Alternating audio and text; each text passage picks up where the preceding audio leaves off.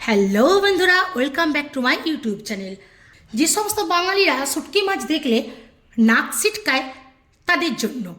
তো বন্ধুরা, তাদের মধ্যে কিন্তু আমিও একজন পড়ি, কারণ আমিও শুটকি মাছ দেখলে ভীষণভাবে নাক ছিটকাতাম।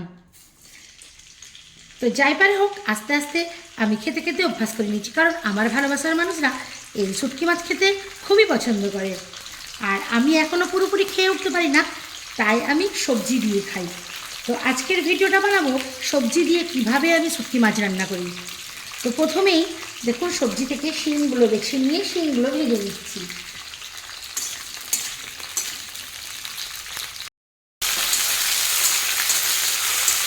উল্টো পাল্টে শিমটা একটু ভাজা হয়ে আসলে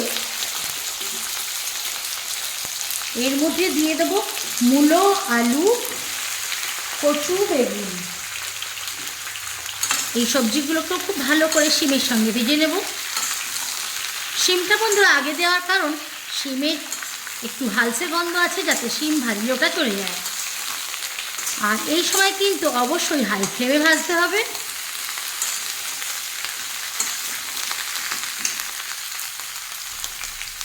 সবজির মধ্যে জল বেরোনোর জন্য ছিটিয়ে দেবো সামান্য একটু নুন।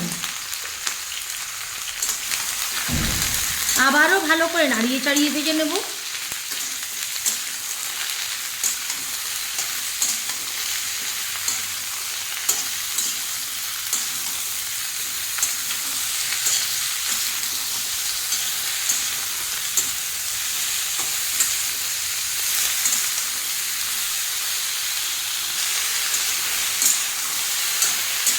হাই ফ্লেমে বারবার নাড়াচাড়া করে ভেজে নিতে হবে।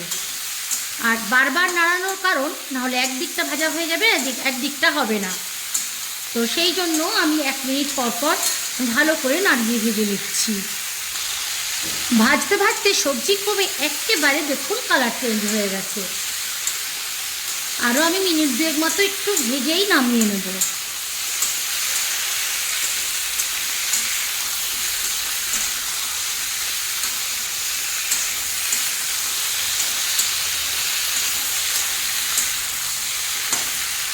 সবজি ভাজা হয়ে গেছে, সবজিগুলো এবার উঠিয়ে রাখবো। সবজি ভাজা হয়ে গেছে, তুলে নিয়েছি। আর একই কড়াইয়ে দিয়ে দেবো আর একটু সর্ষের তেল। আর শুটকি মাছ খাবো, একটু তেল দেবো না তাই হয়, তেল একটু বেশি লাগবেই বন্ধুরা। গরম তেলের মধ্যে এখন দিয়ে দেবো 1 বাটি পেঁয়াজ কুচি।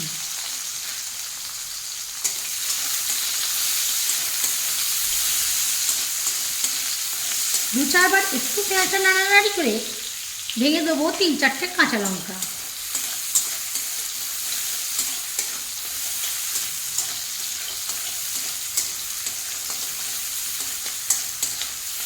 পেঁয়াজটাকে এই একটু লাল লাল করে ভেজে নেব।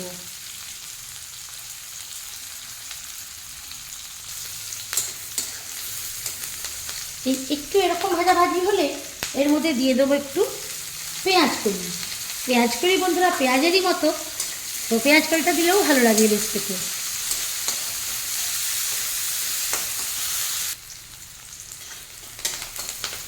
মোটামুটি এরকম 60%-এর মতো ভাজা হলেই এর মধ্যে দিয়ে দেবো থেতে করে রাখা আদা রসুন। আদা রসুনটাকেও পেঁয়াজের সঙ্গে ভালো করে ভেজে নেব।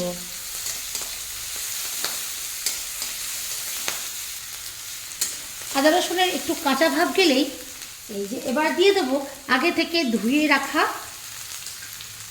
শুটকি মাছ।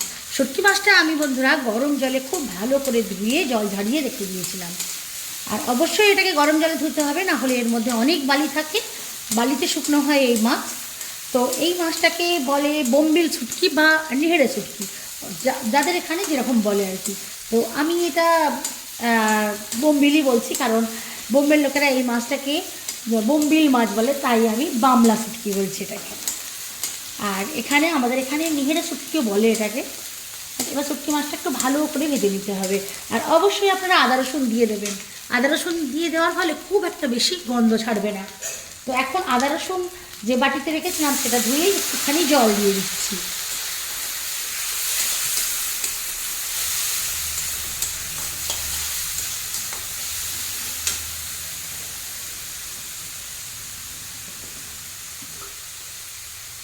এক এক করে এর মধ্যে দেব নুন। নুন যেহেতু সবজিতে দিয়ে ভেজেছিলাম তাই নুনের পরিমাণটা একটু কম দিলাম। আর এখন দেবো এর মধ্যে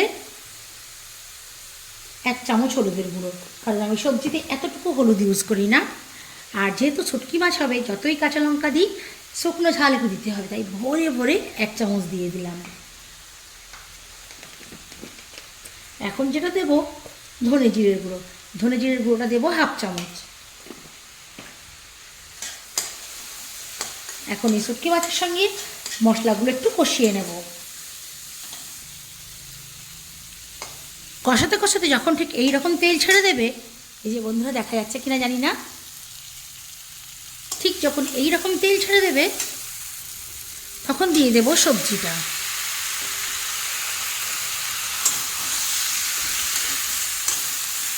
সবজির সঙ্গে মাছ এবার ভালো করে মিশিয়ে আরও মিনিট 5 আমি ভালো করে কষিয়ে নেব।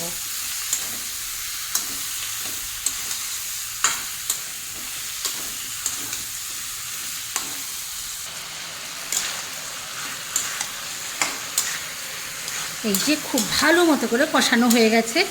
আমি 2-4 বার আরও নাড়িয়ে কষিয়ে দিয়েছিলাম।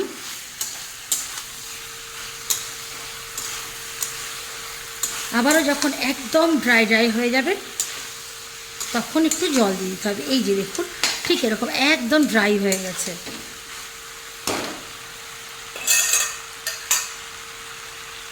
তো এখন দিয়ে দেবো 1 কলসি খানিক জল। না বন্ধুরা, একটু মজা করলাম, 1 কলসি খানিক জল নয়, সবজিটা সেদ্ধ হওয়ার মতো জল, কারণ এতে তরকারি ঝোল বা রাখা যাবে না, তো একদম শুকনো শুকনো হবে। বাট যে পরিমাণে আমি জলটা দিয়েছি, একটা বাটির মোটামুটি মিডিয়াম সাইজের একটা বাটির 1 বাটি, এতেই কিন্তু হয়ে যাবে। তরকারি ফুটতে তরকারি বন্ধুরা ফুটতে শুরু করে দিয়েছে। এখন আমি ঢাকা দিয়ে মিডিয়াম টু লো ফ্লেমে 10 মিনিট রান্না করে নেব। ফিরে এলাম বন্ধুরা 10 মিনিট পর। প্রথমে আমি ফ্লেমটাকে হাইয়ে করে দেবো, তারপর এটা খুলব। একটু নাড়িয়ে দেওয়ার পালা। দেখুন গ্রেভি অলমোস্ট শুকিয়ে এসেছে আর আলুগুলো একদম গলে গেছে।